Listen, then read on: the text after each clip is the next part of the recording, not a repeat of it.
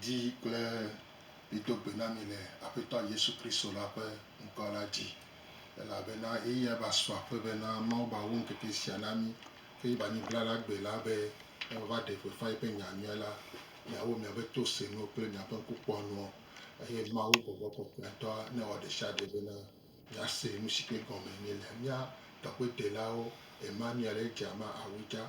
iso fishko na be media service division ko biblique par correspondance eye kpɔmiba teƒe sia etitamia dogbera dziƒo kple anyigba wɔla misɔ akpedada kple dododzi na wo ewo dena gbenu kena eye wo dena gbe sãdona eyiyia katã kple ŋutilã ƒe mawu mido le dzi eye mikpɔ gaƒo sia me bena nava nɔ parti technique kple miame sikono studioa kple nalé ayaba la ƒe ŋusẽ sia le asi sesẽ ɖe bena nu sia nu nanɔ teƒe le Yesu Kristo ƒe kɔ mido sẽ xɔdrigba kpe ƒe agbasiviwo ƒe ŋusẽ katã ikpe Yesu Kristo ƒe ʋu na wo eye mi nyrɔ teƒe sia katã le Yesu Kristo ƒe ʋua me todzinɔlawo kple teƒe si katã le la papa wohun la le tɔ kple aƒoxlã ɖewo ne woase nu ɖe gɔme gbea le Yesu Kristo ƒe kɔme la papa va dze gɔme va yi dzi na wu nu ne nuwuwɔ nyasɔ bubu kple dododzi nɔ le Kristo Yesu Kristo nya de la ƒe kɔme amen. Amen. Enyo egbe bɔ. Yo, mida kpe na mawu be na ami veve sia ga su mia si eye mia ga yi dɔa dzi ku ɖe ta mida kpe na ame kewo tsã wo sɔ ɖe le me yewo le to dzi bena mia ga yi mia ga zɔ yi ŋgɔ dodo le Yesu Kristo be ŋkɔ me mi le ƒo nu ƒoƒu ɖo leke ƒome kewo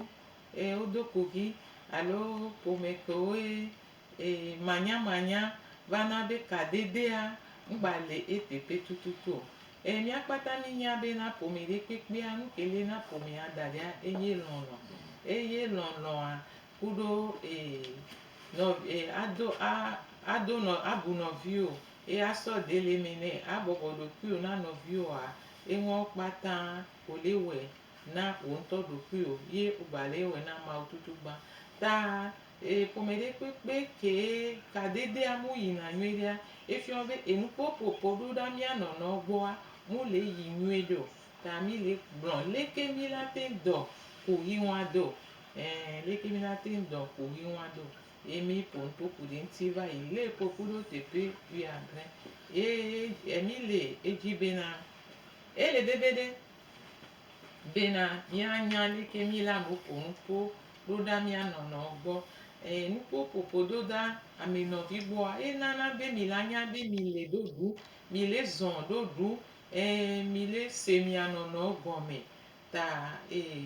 akpawa Satana tsa nye ta elena akpawa kabakaba ye akpawa dena fu wa Mawu adɔdɔdɔ be Mawu be nyi ta ekpe ɖe mia ŋuti bena mia dɔ nu ɖo eye mi le gblɔ be enuƒoƒoƒo ɖo ɖa mia nɔnɔ gbɔa ele veve ɖe bena mia ŋutɔ mi la wɔ dodo ɖo miaƒe agbe ŋuti eye mi la nya nya kewoe le tame na mi le dze agblɔe eye ne mi dze enya gɔmea mi do la woe nu mi la dze gɔme nyuie ɖe la woe nu nyuie ɖe ele veve ɖe be mi dze gɔme nyuie ɖea mi la woe nu nyuie ɖe eye mi gblɔ be le nuƒoƒoƒo ɖo ɖa mia nɔnɔ gbɔa le srɔ̃tɔ ku srɔ̃tɔ dome le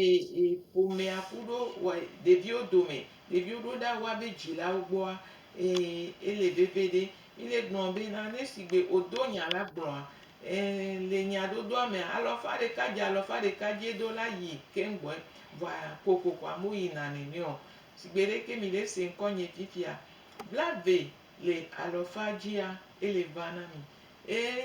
wɔna bena blave le 100 ela trɔ tsi amea me ta Mawu ga wɔe bena blade sɔŋ le 100 eso na miaƒe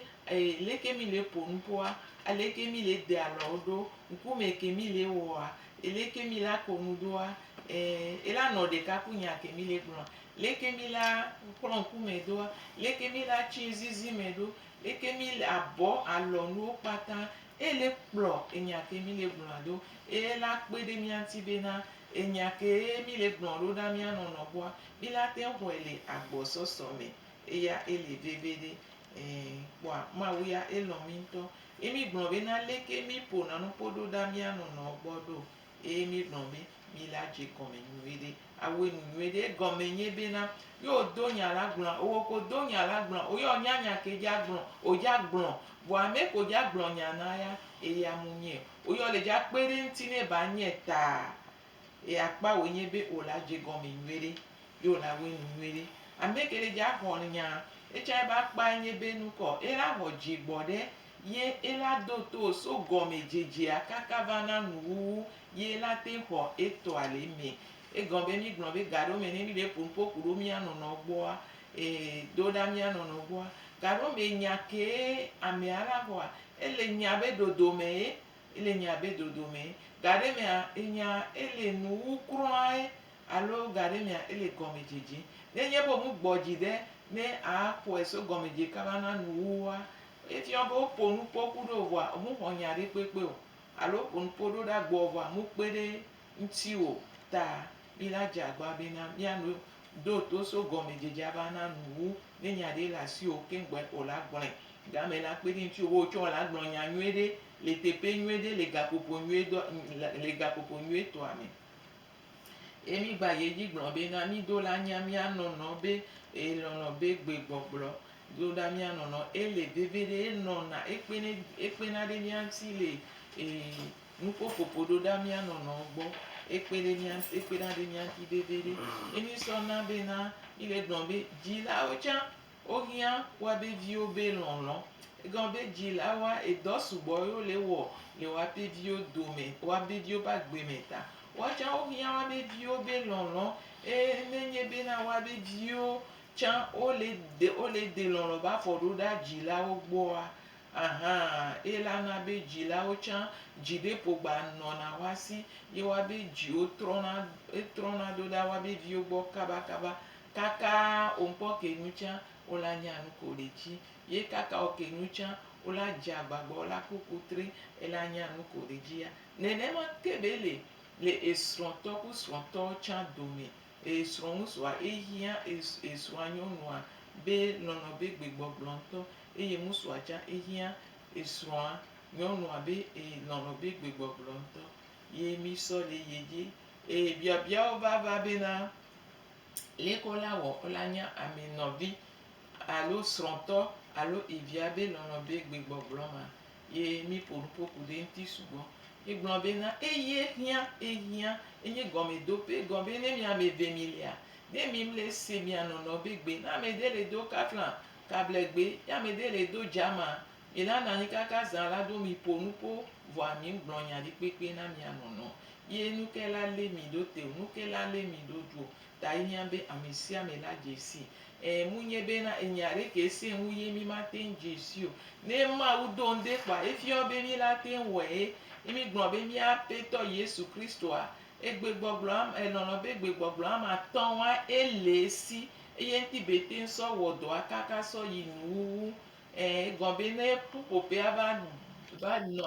nɔ anyi kpɔa ame sia ame kpɔna etɔ kokokoko le eme ena be wokplɔnɛ ɖo egɔme be ekana asi ame sia ame be dzi ekana asi ame sia ame be luʋɔ ye enɔ yi nyuiɖe ke nenye be miaƒetɔ Yesu Kristo nye ƒome be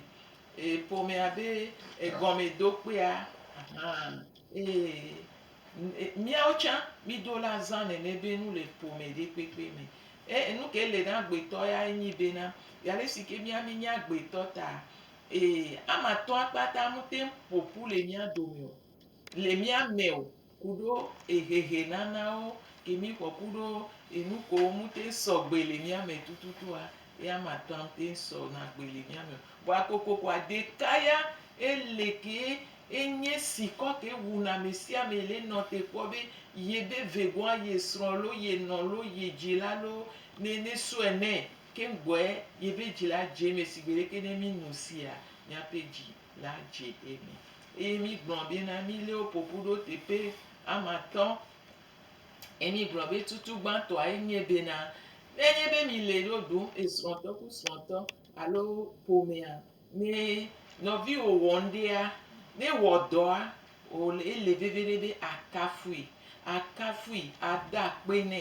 no kapu yo da pe ni a efian be odo asihoho enti enuku ewa odo asihoho enti ke ame ablibo yo odo asihoho enti alo ne dzrado ya to ye dzadzrado a ele propre o dzrado be le ya to ewe nyame tutu gba ke la o isra nyɔnu o ego wa dzrado be le ntɔ la awu yaya abo do eso le ti me mo xɔ ŋutɔ dzidzɔ ɖe nyɔna le eya mame alo esrɔ̃nyi ŋusu aƒo dzadzraɖo ale tɔxɛ ɖo nua ti sɔ ɖo wa enua edzɔna dzi na amea ne wɔ dɔ tsã yewo kpɔ be wɔ dɔ edzra wo me do nyuie ɖe woda akpe nɛ esrɔ̃ da edzra wo me do ŋutɔ lo ne do awo nye mia na si gbe do hotel ye wo ya wo le tɔxɛ enuwo kpata do na ŋusẽ ame ye eva kpa begoa mi le gblɔ be na sigbe enunanawo le mia me ke le dalɔ wa nenye bena mi le dodu ye amea be lɔlɔ be gbegbɔgblɔ ye wa ye ele do ŋde ya wɔ o ya da adzɔ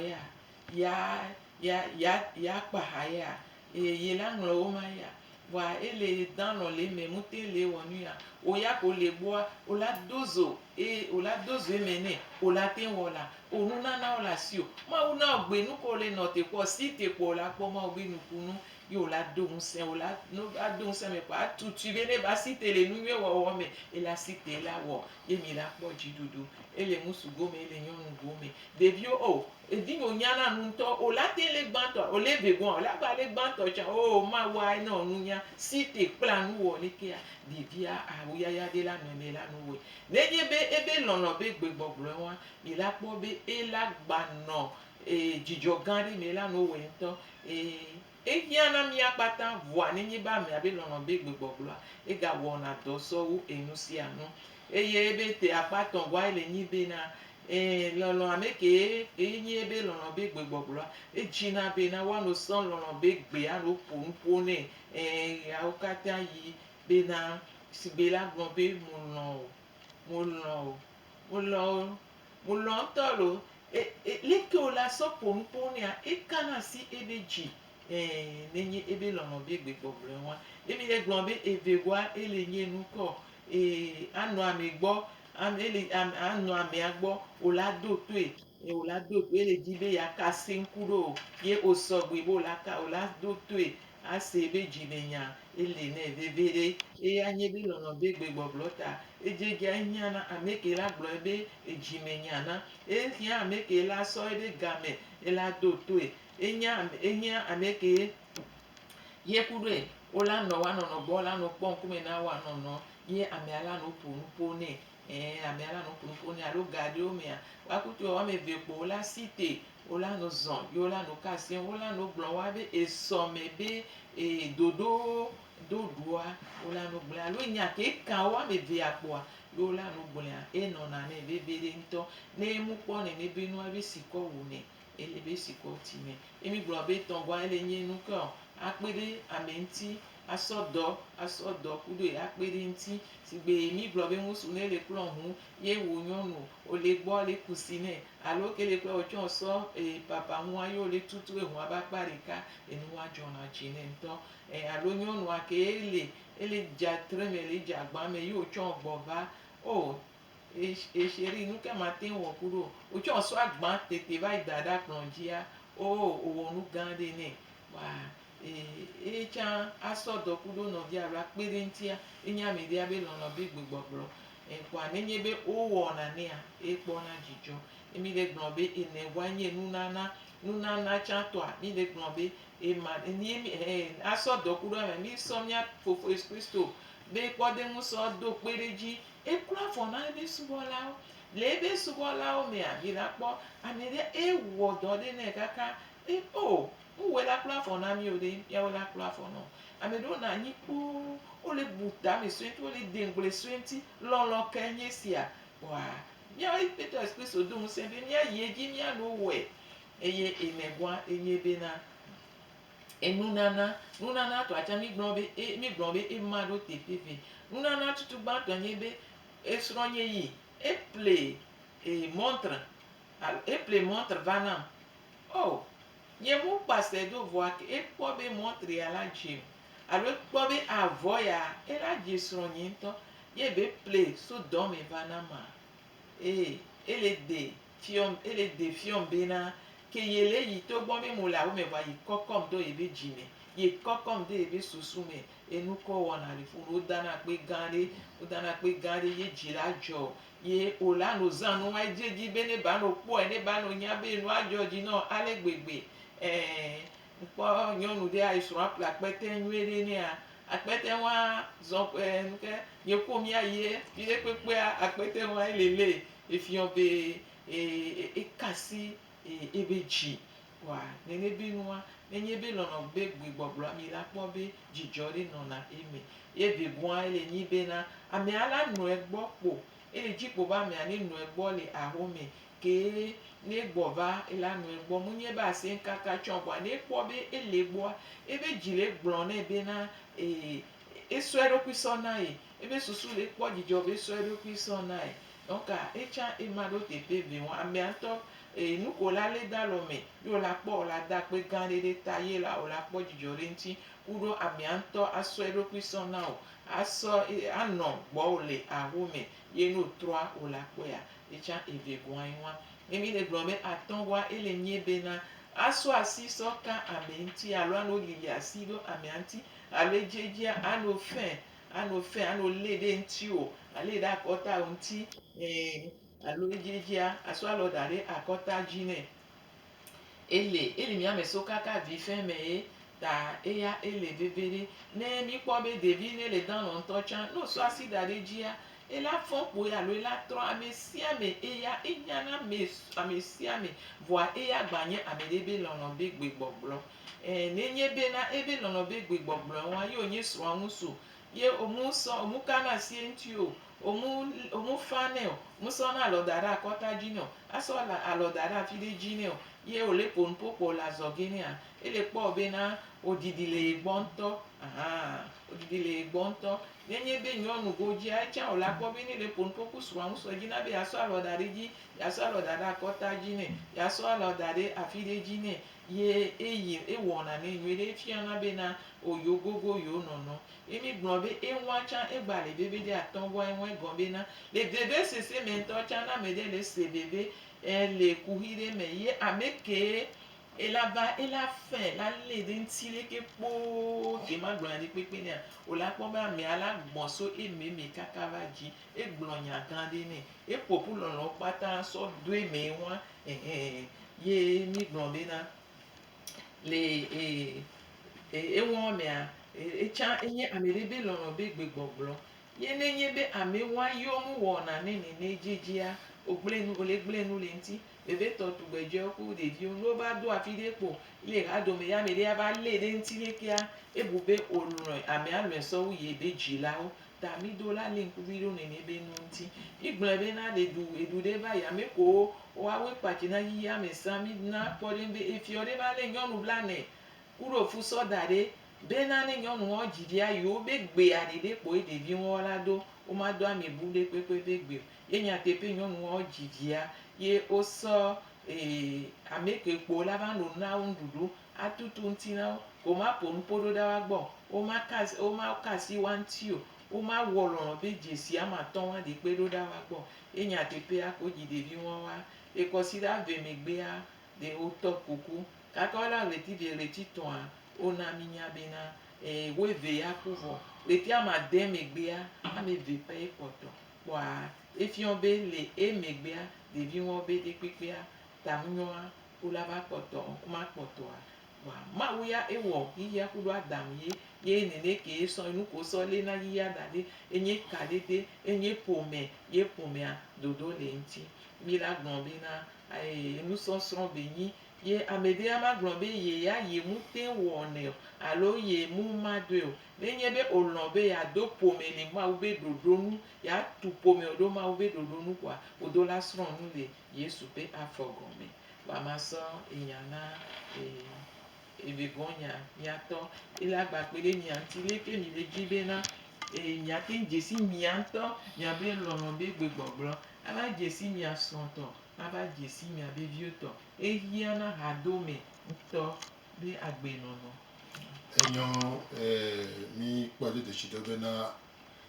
gbegbɔgbɔ lɔlɔ be gbegbɔgbɔ ama tɔn ele wale ko kaka ma nya yo kaka ma dzesi tɔ nya nyi nusese ɖe vɔa mesese na mawu gbɔgbɔ kɔkɔe o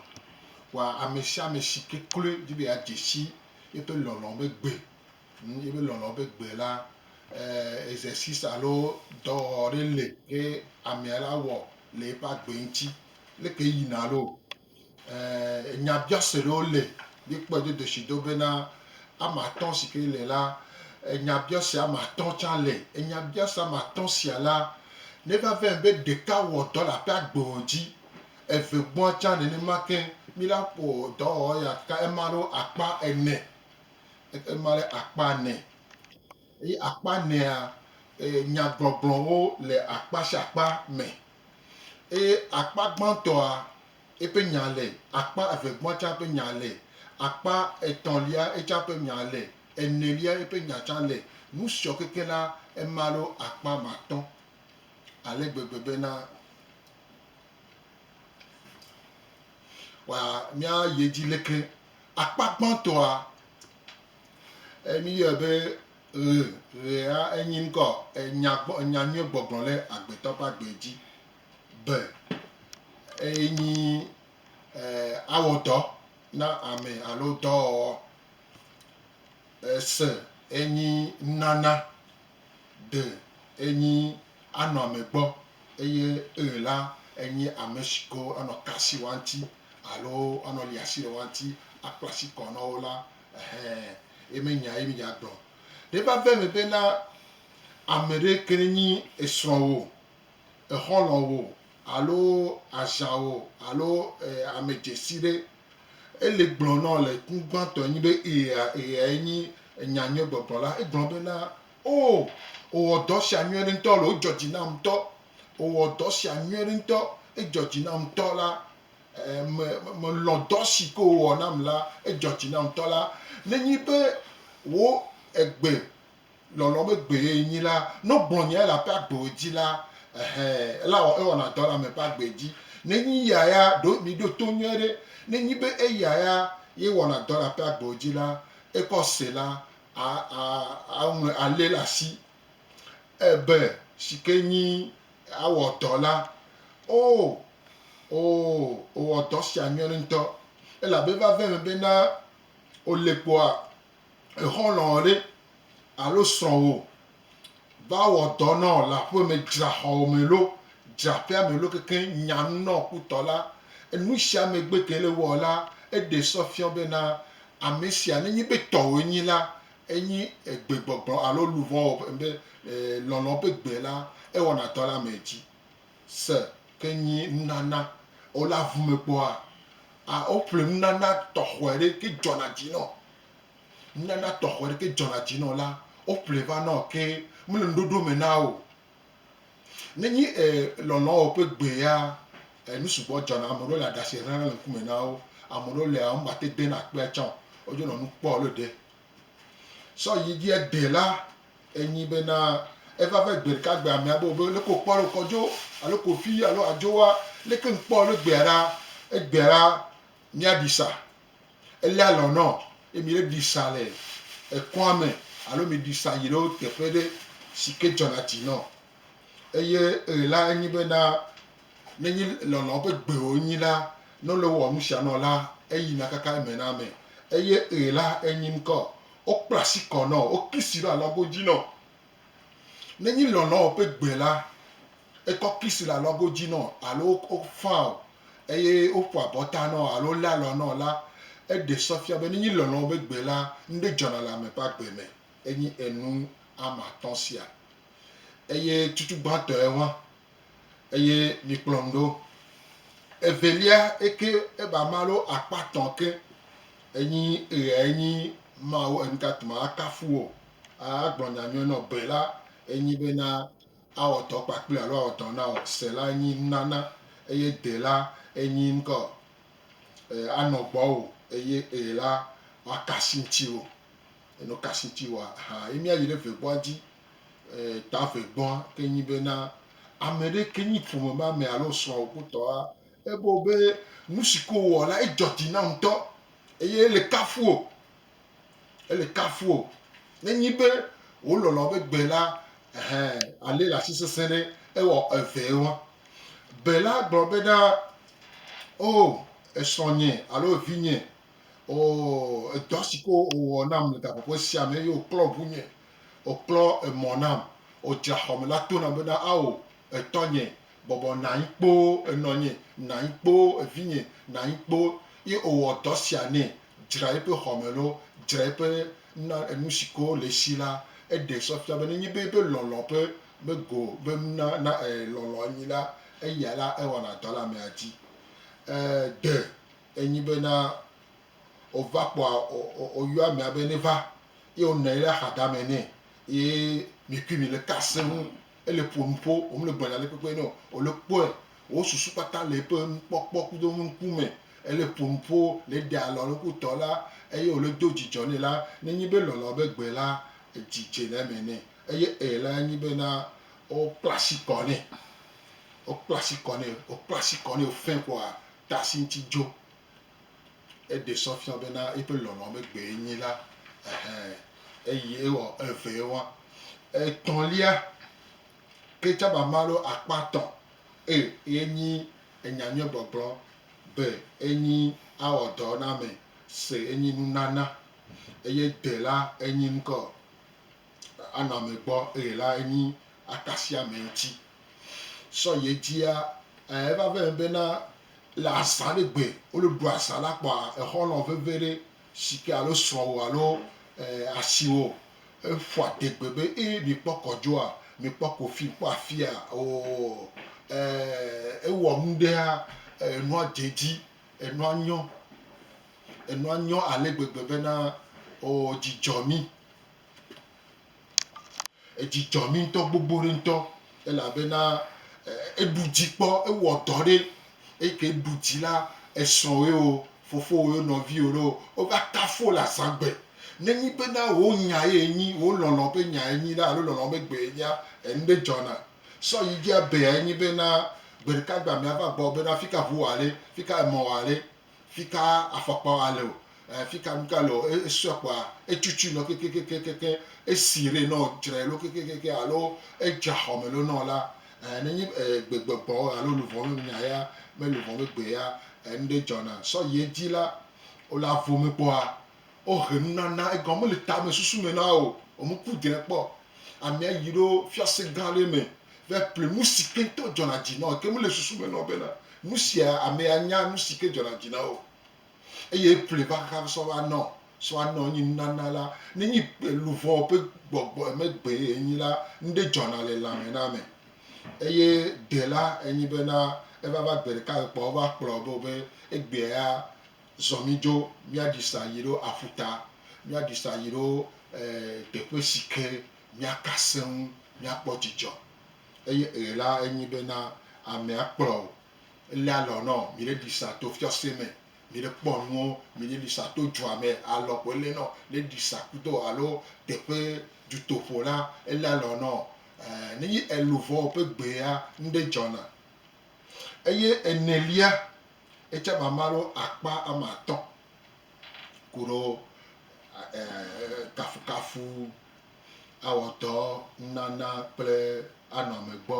kple akasi ame ŋuti la enu gbãtɔa enyi bena wokafu ede nyuie ke ne le asi wɔ le amewo dome wokafu de nyuie ke ne le asi wɔ le amewo dome be la elabena va gbe ɖeka gbe la wole aba dzi la woɖa nu ŋdike me nuɖaɖa alo gaivi me nuɖaɖa wosɔe va gbɔ le wova te kplɔ nɔ wosɔ nuɖuɖua va da le gbɔ le kplɔa ŋuti bena nuɖuɖu ya mele ŋuɖoɖo me nɔ o wowɔe nɔ nenema na eyina enu ɖe dzɔna sɔ yi dzi la nunana nu ɖe dzɔna dzi nɔ ŋutɔ kom le aƒe agbewo me nu ɖe dzɔna dzi nɔ ŋutɔ le aƒe agbewo me eye wòle dzi wòa gbe ɖeka gbea exɔlɔwo alo srɔ̃wo ehe va nɔ pɛpɛpɛpɛpɛ nenye be luvɔwo alo lɔlɔ be gbe nyi nɔ la ŋɖe dzɔna sɔ yi dzi la gbe ɖeka gbea exɔlɔ veve ɖe be gbea egbea la ya na ikpakpli o emia dunu le du mia di ha mia kpɔ dzidzɔ le du eye la anyi bena eva vɛ bena odza ɖo ƒu vɔa ŋute le kpɔ mɔ la te yi me amea eva lé o alɔ o wɔ ɖe sia ɖe kaka kplɔ de ʋu me alo sɔetɔ be ʋu va lé alɔ nɔ kplɔ de ʋua me mi dzo yi ɖe teƒe la ne nu siawo nyi wo lɔlɔ ƒe go alo lɔlɔ ƒe gbe la enua me ne ya ta me ene ya katã la ɖeka kokoko tutu gbãtɔa la te wɔ dɔ le dzi o eve gbɔn la te wɔ dɔ le dzi o alo ɖewo le ya ma te wɔ dɔ le dzi o esi ke la wɔ dɔ le dzi o la o la lé le asi sese ɖe ne su ame ne ne su ame ne ko la eɖe sɔ fia be wo lɔlɔ be gbe wa alo ame tɔn esu lɔlɔ be gbe eve alo eve ɖeka le mɔ ne ame nea keke ɖeka le me wɔ dɔ le aƒe agbo dzi ɖeka eve etɔn ene wɔ dɔ le aƒe agbo dzi la eɖe sɔ fia be wo lɔlɔ be gbe wa kpɔ ɖe nu eva vɛ be na ɔka no le kafua edzidzɔ na o kaka zekpɔ ze ne eɖe sɔ fia be na wo lɔlɔ be gbe wa alo no le wɔ dɔ na o kaka su ze ne kutɔ ne si ke bi gblɔ ne la eɖe sɔ fia be wo lɔlɔ be gbe wa eti ta ame si ko dzi be ba se gɔme nyuie ɖe la gbegbea mi de wa vɔ no dzi be ase gɔme nyuie ɖe le ablotsigbe me la mi la na miabe nɔmbawo eye mi la te sɔ nɔ lo la whatsapp le français gbe me ke ne o bia mi ba tɔ de gɔme no. Yo mi da pe enya ke mi le gblɔ kafla mi do la sɔ veve ɖe egɔme be eyawo kpata lɔlɔ wotu lɔlɔ ɖo lɔlɔ be gbegbɔgblɔwo dzi ye nu ka mi le gblɔ ame ɖe fifia ke srɔ̃a le yia ekpɔ avɔ ya nyo kakakaka ya amewo le ƒle ebe wòtsi aƒle va na esrɔ̃ ela ƒle avɔ nyuie ɖe ŋua ku etsi gã wa sɔ va nea ela wɔ kpa ela sɔ da ɖe akpa ɖeka ela gblɔe kpo be akpe lo kpɔa munye nu ke srɔ̃a le nɔ te kpɔ ele nɔ te kpɔ be la ƒo nu wa ku dzidzɔ ku ɖe awu yaya ɖe ma do dzidzɔ na ŋusua o wa mi de kuku ŋusua ete se gɔme be na ebe lɔlɔ be gbegbɔgblɔa munye nunana o munye nunana eŋutie be le nene vɔa munye ŋutie be miado kafla tse be na no va na o nu o ma da akpe o Mawu tsa bi akpe ɖaɖa o la da akpe ne egba do dzidzɔ nɔ sugbɔ tsã gba do dzidzɔ nɔ sugbɔ tsã o ma do kafla tse be munye ebe lɔlɔ be gbegbɔgblɔ ŋutia awɔe sɔ da ɖo mi gblɔe koko bena ne o va nɔ nu le axomea efiɔ bena ebu tame so ŋuti o efiɔ bena o le dzime na mia ele nene le ŋusu gome tsã ne nyɔnua ne be lɔlɔ be gbegbɔgblɔ enye nunana edzina be anɔ na srɔ̃a nu kabakaba wa ŋusua tsã ela wɔ ko la sɔ da ɖe mu le dza do vivie ŋuti o mu le dza da akpea kafla mu yina nene o eya enye dodo ko akpe ɖaɖa nye dodo ko. Enyo miahu ka ɖe to dzi nɔlawo donc mi la te yɔ mi le 93 04 38 38 93 04 38 38 blasi ɖeke vɔ tɔn naleke ene blatɔn vɔ nyi kpɔa mi la ke ɖe mia ŋuti ne dzi me se ŋɖe gɔme wa la te yɔ alo dzi la sɔ nya ɖe sɔ kpe la ate yɔ nyabiɔ se le mia si mi hu ka ne miazɔ be miate yɔ yo ne miayɔ fisi ke mi so kple miaƒe ŋkɔ la ela kpe ɖe mia ŋuti nyuie ɖe. Enyo ke mi le gblɔ be enua ma tɔ ya kpata ehia le ƒome ɖe kpekpe me ehia le ka ɖeɖe kpekpe me be nu ke mi gba le gblɔ le tsi nye be ɖeka ya kokokoa ese na ŋu le ame ɖe me ye ne mu le kpɔ ya amea be luʋɔ ɖina ku eye dzidzɔkpɔkpɔ ɖe kpekpe mu nɔna eme o ta ehia be mianye ne enu ke la na ame ɖe be luʋɔ ŋuɖuɖu ya amea ŋutɔ la nɔ eɖokui me dzidzɔ la na ŋutifafa la na nya mi do la nye asɔ nu na mia nɔnɔ si be srɔ̃tɔ ku srɔ̃tɔ nene si be vi ku dzila nene ele veve ɖe. Enyo mi le radio JVA 93 04 38 38 93 04 38 38 blasi ɖeke vɔ tɔn naleke ene blatɔn vɔ nyi mi le radio JVA ne nyabia sere la si o alo nsende gɔme la bia la mɔdede le sɔ ye di la me di bena nyanya bena lɔlɔ ƒe gbea ele veve ɖe ne sɔ ɖe ƒe lɔlɔ ƒe gbea ele veve ɖe ne sɔ ɖe ƒe nu si ke na ɖe be sɔ ɖe ƒea enu va sese na eye enu te va yina nyuie ɖe o ena bena mi dzesi mia nɔnɔewo ƒe lɔlɔ ƒe gbe o mi dzesi mia nɔnɔewo ƒe lɔlɔ ƒe gbe o kɔa mɔmu yina nyuie ɖe o ame sia ame kple la par exemple kpɔ ɖe nu ne ole wɔ nu ɖe ne nu sua ye me le sɔ de le me oa menyi bena ele dzra ye o alo sɔ de o ɔmu le do gbea ne o ɖevi ɖewo le tsã la ɔmu lɔna ne woatɔ dzadzo alo woanɔ dzadzo wokuna ɖe ŋuti sesẽ ɖe ɔmu dina bena yewo etɔ alo yenɔ ne dzo eɖe sɔ fia bena yeƒe lɔlɔ ƒe gbea ye nyi bena yeanɔ etɔ ŋuti etɔ nenɔ le asi le ye ŋuti enye ele veve ɖe na bena mawu yra alo alo meka efi ka yɔ mi so aha enyo aŋɔmetɔ fɔ nyuie ɖea yo mi le to dzi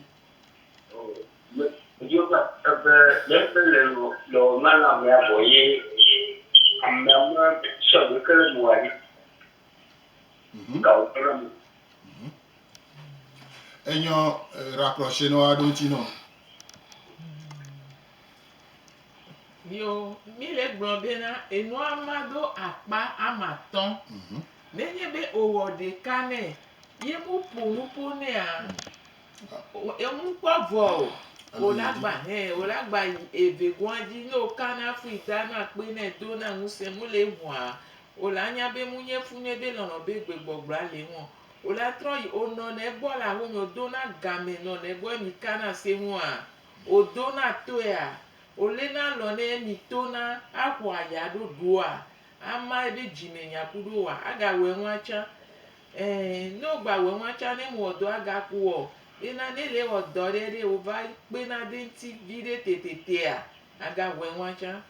ne wòwɔ ŋua tsã ne le wɔ dɔa agba kpɔ bena ɖe ne wòtoa ne wòkpɔ ŋɖea ple va nɛ alo kpɔ nu nyuie ɖa ɖe sɔ va da alɔ me nɛ alo kpɔ ŋkuvito me nɛ na sɔ da alɔ me nɛ kpɔna bena ɖe ela do dzidzɔ nɛ ma ne wògba wɔ ŋua tsã ye mu le wɔ nuia aya tɔ̃gua dzi akpɔ bena wòte le nɛ do ŋuti wòa wòfa nɛa wòle nɛ kuna ɖe ŋuti wòa gbana ɖe ŋuti wòa wòsɔna lɔ dana ɖe akɔta dzi nɛa sɔna lɔ dana ɖe ata dzi nɛa ne wòle ƒo nu ƒo ku ɖoa wògogo nɛa eŋua ɖeka ya la ƒo nu ƒo koe mi ma gbɔdzɔ le ɖeka me mi la nu wɔ kaka miaba gedze eke nya amea tɔa dzi. Ele veve ɖe edɔ da si ye nyi menyi be zogbe tsatsa me nya enyo wòla nɔ wɔe kakaka gbe ɖeka gbea wòla va dzesi wo asi ƒe lɔlɔ ƒe gbea eno ƒe dzesi kɔa anya bena fún kɔ wòla nɔ to nɛ wa eye yayra enyina nɛ menyi be ne wɔ ɖeka kɔ abidzi adzo ame sia ame kple parce que ame ɖewo lea wòla ƒlem ɖe va nɔ am dzadzɔ dzi nɔ se ke mama gblɔe ne menyi be lɔlɔ me gbe ye o va ame ɖe le dzi be nɔ ye gbɔ na le eƒe alɔ eye ne le wɔ nua mia le ŋku le nuwɔnɔ ŋuti mianɔ le ŋku le mia nɔnɔewo ŋuti bena ama tɔ̃ sia la sɔde dɔwɔme kaka gbe ɖeka gbea ɖa le ŋku lele la me ŋuti la la kpɔe do desi do bena eyae nyi be lɔlɔ be gbe eyae menyi be lɔlɔ me gbe ye o wòle wɔea menyi etɔ ye o va gbe ɖeka gbea ne wòle wɔe kaka kpɔ la va kpɔe do desi do bena eyae nyi nunana kado ne wòle na nua amea la ne yiƒe lɔlɔ me gbe la aɖasi hlẽ le ŋkume na amea amea ƒe dzidze le eme nu si ke wòwɔ nɛ ye gbɔ fũu ye kpɔ dzidzɔ la yeƒe lɔlɔ ƒe gbewo. Ne ele ye dzi tsã wɔ mi la te na anyi fa hafi be srɔ̃nye nu ke do na dzidzɔ na dziwò ele ŋusu gome le nyɔnu gome etsã la te kpe ɖe ŋuti o eya etɔ te ɖo kaɖeɖe dzi ehiã ŋutɔ ehiã ɖe. Enyo mi le radio JVA mi hu ka 93 04 38 38 93 04 38 38 blasi ɖeke vɔ tɔ̃ na ɖeke ene blatɔ̃ vɔ nyi mi le radio JVA yesu lɔ nyawo gbɔ gbogbo ɖe ŋutɔ eŋuti ta mi hu ka nyabiɔ se ɖe le asi wò alo alo eme kɔnɔ ye dzibi adakpɛ tsã ele veve ɖe alo ŋusẽ ɖe gɔme la wa etsã mi ŋu ka da ɖe misɔ ye dzi. Eyawa ye misɔ tuna ƒome ɖo eya misɔ do na asivɔvɔ miabe ƒomea ŋuti. Eyawo misɔ nana be miabe ƒomea edo na yeye ŋkeke sia ŋkeke. Ta mi mate tati ɖe akpa ɖeka o. Be minyea miawɔe, ne minyea mido la kple mia fofo Yesu Kristoa edo afɔ tome na mi. Emi gblɔ be le ŋu eŋua ebete ŋsɔ kplɔ mi ke mi ɖe eɖokui ŋuti kaka va na fifi. Ke miatsɔ mi la yi dɔa dzi kɔa mido la nya eya na mia srɔ̃wo le mia ŋutɔ mia nɔnɔ dome miabe viwo dome. Eyawo kpata na be kaɖeɖe nyuietɔ sugbɔ mute nɔna miabe viwo dome o, mu nyɔ o. Te nɔna mia srɔ̃wo ŋu suku nyɔnuwo dome mu nyɔ. Mi la nye na kaɖeɖewo kpata be nyonyo ɖe be dzi yi nyuietɔa. Enyo donc bon nu gbogbo ya eya dzo le ablotsigbe me frɛ̃tsigbe me vɔa ne le dzi be yava se gɔme nyuie ɖe yewo hlena frɛ̃tsigbe yewo sena egɔme la zã ɖe fia mi la na nɔmba eye ne wòkpe biɔ kpɔa miate sɔ nɔ comme fichier atasi alo ŋɖe sɔ ɖe le gamea ne wòbiɔ kpɔa ne gba de gɔme nɔ nyuie ɖe le ablotsigbe me eye ka le dzi bena sɔ̃ de pea anɔ wa o ne sɔ̃ de pea anɔ paradiso eye nua ne sɔ afɔ nyuie ɖe la ehiã dzesi sia me atɔ̃ sia ehiã alo ehiã dzesi sia ame atɔ̃ sia ne mɔvie mia nua bra la gbedetɔ agbe la miava va ayi edzi nyuie ɖe ne ame sia ame na se gɔme ate sɔ de dɔwɔme le ƒomea me ele veve ɖe enyo gaƒoƒo ba lili mi kɔa ame ɖeke me ayɔ ne mi le ayɔ mia ayɔ mi le 90 34 31 53